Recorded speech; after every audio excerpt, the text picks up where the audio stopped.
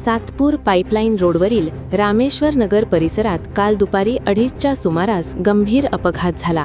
महिंद्रा शोरूमच्या ट्रायलसाठी आलेल्या 4चाकी वाहनाचे अचानक नियंत्रण सुटल्याने समोरून जाणाऱ्या दुचाकीला जोरदार धडक बसली. या अपघातात दुचाकी चालक गंभीर जखमी झाला असून स्थानिक नागरिकांनी तात्काळ त्याला जवळच्या खासगी रुग्णालयात दाखल केले. डॉक्टरांच्या माहितीनुसार जखमी चालकाच्या डोक्याला व पायाला गंभीर दुखापत झाली असून त्याच्यावर उपचार सुरू आहेत. रामेश्वर नगर परिसरात सुरू असलेल्या मोठ्या प्रमाणावरील बांधकामामुळे रस्त्यावर रेती व माती साचली आहे. त्याचाच फायदा वेगात असलेल्या ट्रायल गाडीला घसरून नियंत्रण सुटले आणि हा अपघात घडला.